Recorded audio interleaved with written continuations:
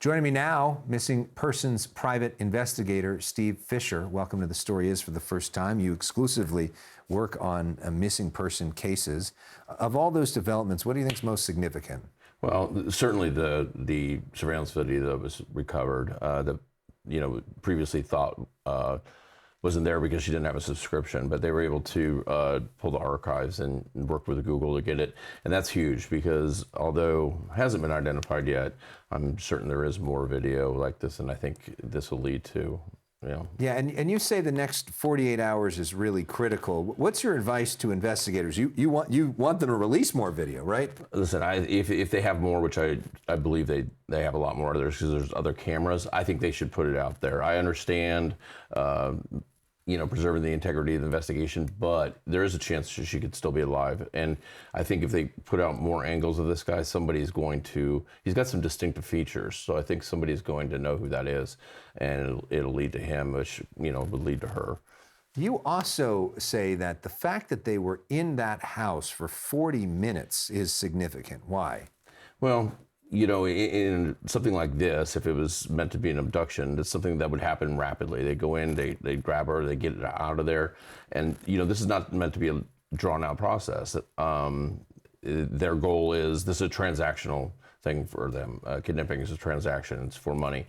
This is different. They were in there, he was in there for about 40 minutes, and that's terrifying. Now, we know that she was alive when she exited the house because her pacemaker was connected by Bluetooth to her phone, but that was left at the house. So during that 40 minutes, she was alive. There was still a heart rhythm, from what we're told. But we do know she was bleeding at some point. She was bleeding, and that has been confirmed to be a match to her blood. So something happened. There was some sort of struggle, and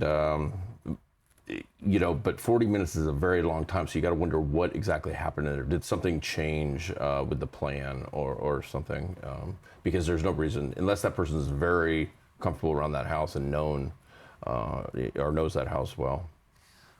We have not heard much from investigators in the last few days. We haven't done a press conference in a very long time. What does that tell you?